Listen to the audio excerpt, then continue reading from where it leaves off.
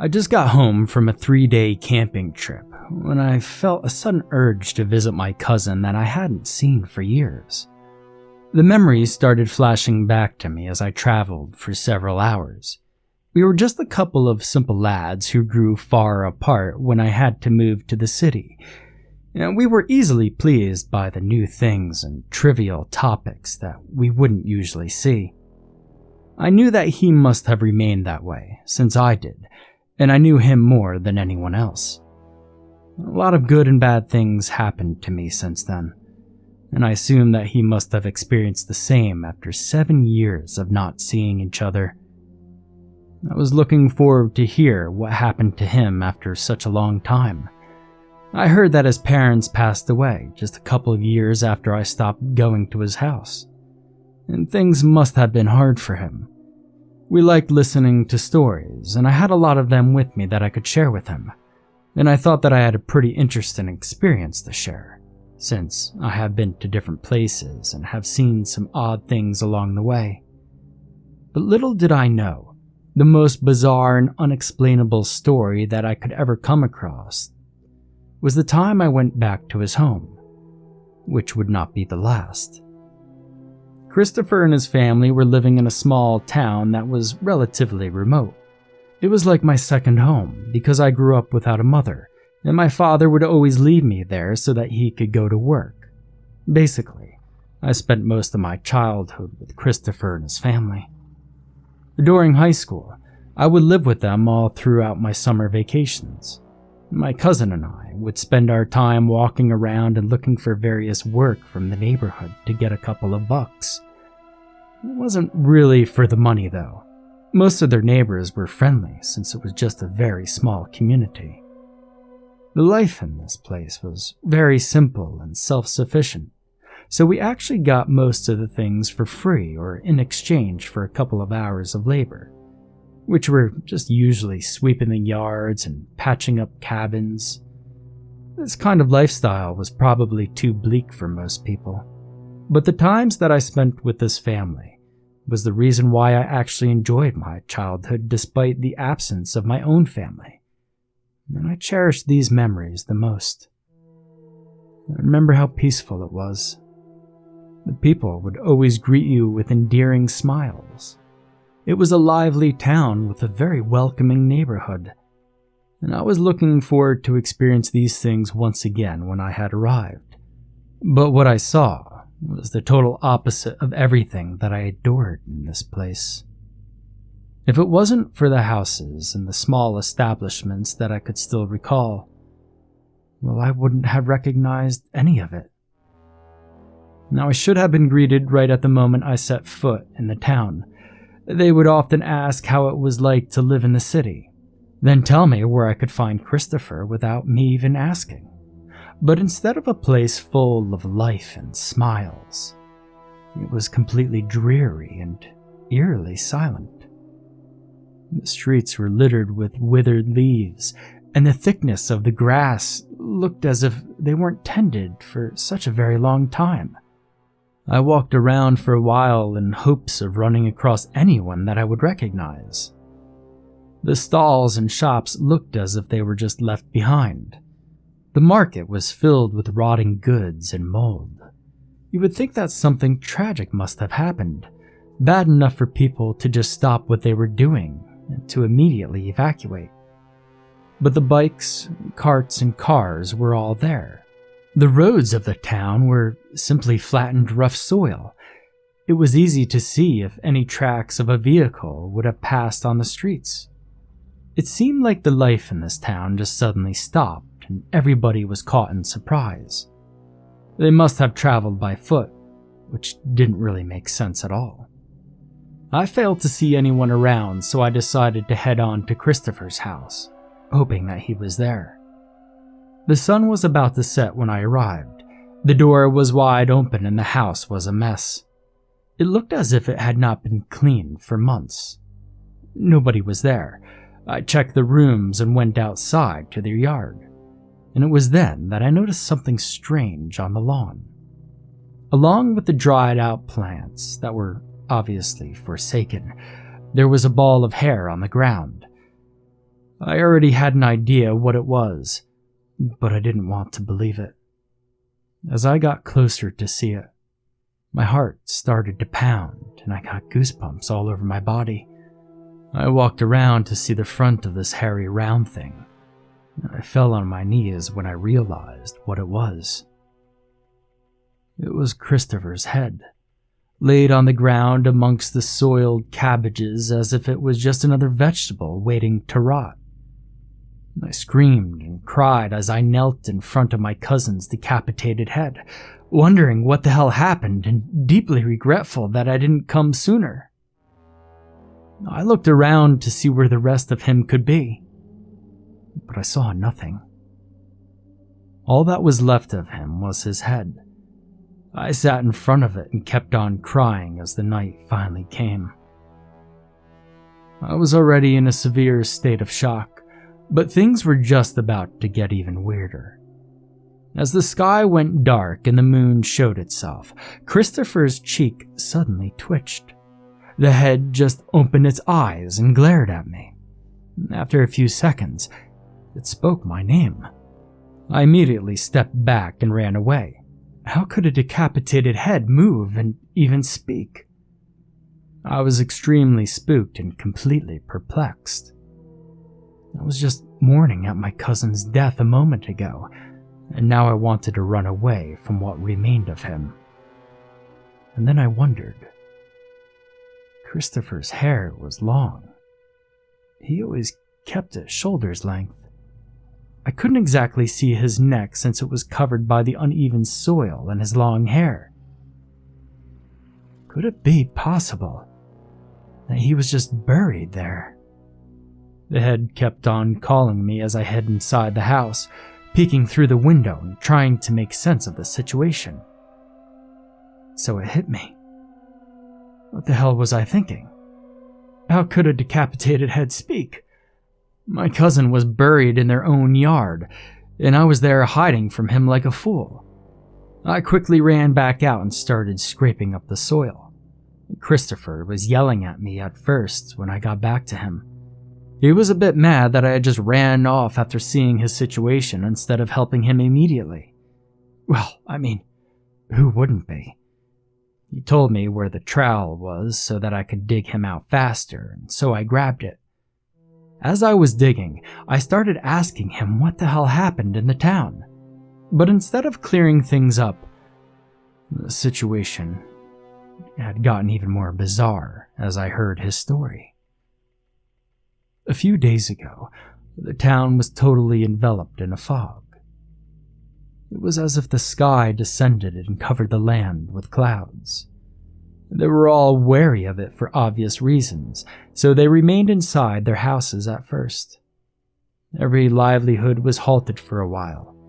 They tried to wait it out, but the fog just got thicker as the time passed. Most of them grew impatient and decided to resume their daily routines. The vendors in the market attended to their positions, and the other establishments also decided to open. Christopher chose to remain at his house, so he didn't really see what happened to the others. But the last thing he remembered was a few small voices talking with a very odd language. He tried to look where the voices were coming from, but his house was also covered with fog, so everything looked hazy and white. He spotted a couple of what looked like large moths, but then he suddenly felt sleepy until he totally lost consciousness just a few seconds later. The next thing he knew, he was buried in the ground. Now, well, the story was hard to believe, but I knew Christopher well and he never lied. The issue I had with him when we were kids was actually his brutal honesty, which had gotten us into trouble a few times. But even so, things weren't adding up. I asked him how many days had it been since this odd occurrence, and he said that it was probably just a couple of days ago. I asked him when was the last time he cleaned his house, and he aggressively responded that he always kept the house clean. If what he was saying was right, then there was no way that the streets would be covered by piles of dry leaves in such a short period of time. Even the abandoned goods at the market shouldn't be in a disgusting state of decay just yet. I pointed to Christopher the cabbages that he planted nearby, and he was genuinely dumbfounded when he saw that they were already completely rotting. He then asked me to go to the porch and grab the newspaper that he said he had just got from the store, and so I did. I put down the trowel for a moment and halted my digging. My guess was right. The strange incident didn't happen just a few days ago. Based on the issue date of the paper, it had been more than 2 months since it was published. I didn't know how to explain to Christopher that he was buried deeply in the ground from the neck down for several weeks already. He would probably ask the same question that I had and to start to panic. How the hell was he able to remain alive? I decided to just show him the paper and not say a thing, and his deeply baffled expression was the same as how I reacted when I saw the date. I continued to dig as he struggled to spit the question out of his mouth, and so I responded even before he was able to ask it. This didn't make any sense to me as well. I had no idea how it could be possible, and I had nothing to say about it. And just as I expected, Christopher started to panic. He screamed and mumbled as if he were going insane. I was telling him to shut up since he was starting to get to me. I was trying my very best to not react in the same way, and I was on the verge of losing my sanity as well. I was completely perplexed, just as much as I was frightened. I wanted to help him so badly, although my instincts were telling me that I needed to get out of this situation as quickly as possible. My disturbed mind and Christopher's mouth were both silenced when I suddenly hit something with the trowel as I was digging. It was something hard and white. I carefully dug around it to carve it out of the ground, and I was shocked even further when I realized what it was. The white hard thing was a piece of bone, extending just a few inches from Christopher's head. At that distance, I shouldn't have hit any part of his body yet, unless he broke off a limb or perhaps just the finger and it was placed there. However, it looked like nothing like a bone from his arms nor legs. It was quite long and irregularly thin. It looked more like a piece of root instead of a human body part. I kept on digging around with it with my bare hands, and as it was being revealed further and further, my heart was violently beating, faster and faster. My hands were already shaking, and the expression on my face couldn't hide how terrified I was of what I was seeing. Christopher was repeatedly asking me what was wrong, but I had no idea how to even begin describing what I had found in the soil. There was nothing right about it at all. The only things that remained of his body was some of his organs and bones, and his skeletal structure had changed drastically. The only distinguishable portions were his ribcage and spine, which were heavily thinned down and webbed with abnormal growth. What was left of his internal organs were encased with layers of entwined strands of thinner bones. There were a number of protrusions spiking outwards from the spine and the ribs, and they scattered even further as thinner bone strings were stemming out of them. The horrendously grotesque appearance of Christopher's mutilated body no longer looked like a human's. Instead, it deeply resembled the fibrous root of a plant. This root made of bones crawled widely and held tightly to the soil. There was no way that I could pull him out of there. When Christopher finally saw his mutilated body, there was nothing he could do but to cry and scream. He violently bawled for a long time, while I just sat there next to him, completely useless and out of words. I was completely in a state of shock and in disbelief of what I was witnessing right in front of me. If I had stopped denying to myself what I was seeing at the time, I would lose my mind completely. Without saying a word, I stood up and walked out of the house. I ran across the town and shouted for help at the top of my lungs until my voice broke. I banged at the doors and shattered the windows by throwing stones just to get the attention I badly needed. But all my efforts were futile. Not a single soul responded to my desperate cries for help. Until I came to a house where the door was open. I walked inside without thinking twice and started to call out whoever was living there, and then I heard a voice of a man responding to me. I had my hopes up for a second until I realized where the voice was coming from. I went to the backyard and saw that the person was also in the same situation. The man was also buried in the ground along with his 2 kids and his wife. He was trying to turn his head to me, and he was begging to be dug out. It was very hard to see an entire family having the same situation as my cousin. And my heart was being shattered as I slowly stepped backwards and left their house.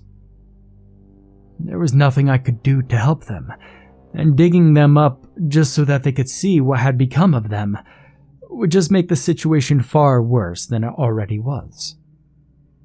I was in an extreme panic and in desperate need of help, so I didn't notice the fog that was starting to enshroud the streets. After seeing the family, I assumed that everyone in the town had met the same bitter fate.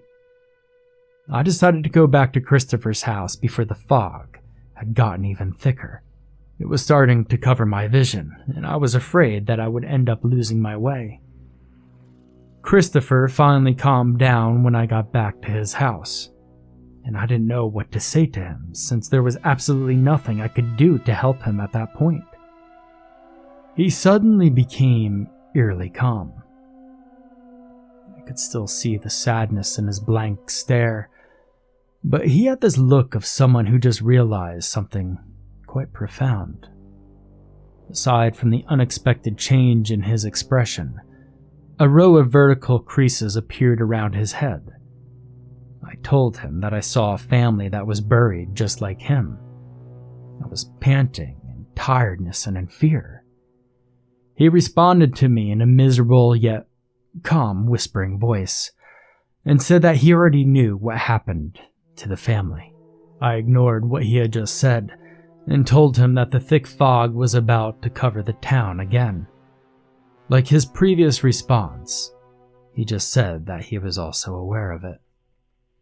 My cousin told me that he could finally see and feel, that he could feel the smallest vibrations in the ground and the things above it. He told me that the conditions of the neighbors that we grew up with. He even told me that he remembered calling for me way before I arrived there. Oddly enough, I somewhat understood what he was trying to say. I was in a forest with a group of colleagues when Christopher's image came into my mind for no apparent reason. He claimed that he could communicate with the forest somehow. In his own words, he said that he transcended from a human into an organic part of the earth. Amongst all this ludicrous statements, one of the things he said purely sent fear through me. He uttered with all sincerity, as if it was a chant to express his newly found spirituality. Amidst the fog and the Faeries is the arrival of a god. He kept on saying these exact words again and again. He started with an audible whisper, and it got louder and louder. He was repeating it like it was some kind of chant. And I was trying to stop him as the fog was starting to reach the yard. His eyes rolled up as he finally stopped chanting. The creases around his head were gradually getting deeper and wider. It looked like his head was about to split open. Christopher stopped moving. I tapped his head several times to check if he was still alive, and it was then that I heard a number of flapping wings coming from the fog, and they were getting closer and closer. I went back inside the house and hid myself from whatever those things were. As I peeked through the window, I saw a number of what looked like a large copper-toned moths. But as they moved, I realized that they had human-like bodies. They hovered above Christopher's unconscious head, as if they were waiting for something to happen. A few seconds later, my cousin's head split wide open in a single snap, as if he were a flower made of flesh and bones that had finally bloomed. I was completely terrified and disgusted, yet my eyes were locked on the surreal nightmare that was happening before me. I stared, as if I were also waiting for someone or something to arrive. And there she was. The entity that Christopher referred to as a god. She stepped out of the thick white fog, gliding as if she were a part of it, and the flying creatures respectfully gave way. She was very tall and slender, with a bright ash-toned complexion. She was wearing a long white garb with torn ends, dragging it with her with every step, along with her long white hair brushing along the ground. She seemed so weightless from the way she moved, as if she was nothing but a formation of smoke sliding smoothly in the air. Her fingers were long and thin, and her long fingernails almost doubled their length. I thought that she was wearing a crown at first, but it seemed like they were spines of small horns. By the way she moved so smoothly without making any sound at all, it would be nearly impossible for anybody to know she was there amidst the fog. The moth-like creature slowly pulled something out from my cousin's severely opened head. It looked like some kind of strange red fruit that grew right inside of him, and they handed it to her. As she tilted her head upwards to take a bite of this peculiar fruit, I finally saw her face that had been hidden behind her hair until that point. Just as how gentle her presence and actions were, so was her unexpectedly alluring face. Her beauty was no less than exquisitely captivating. She bit off a small chunk of the fruit, and blood started dripping across her mouth and hands. Needless to say, I was very well aware of my impossibly bizarre situation, as this porcelain-skinned lady was eating a fruit out of my beloved cousin's head, who fancied her for a god, while a bunch of flying creatures were hovering around her like loyal servants. I was deeply captivated by this disturbingly stunning scene of white and red that almost looked like a painting of a beautiful nightmare. I was completely spellbound, while I was jittering in fear at the same time. I couldn't take my eyes off of her until she was finally done eating and disappeared into the fog once again. The thick fog finally dispersed, and I waited until morning just to be sure they were gone. I took what was left of Christopher and buried him properly in his own yard. I was able to leave the town safely and went back to the noisy life of the city, along with what was certainly the most hauntingly exquisite story of my cousin's death. The glimpses of this incident still haunted me from time to time. I would sometimes even dream of my cousin's head on the ground still talking to me, and the mysterious lady that came with the fog and the fairies.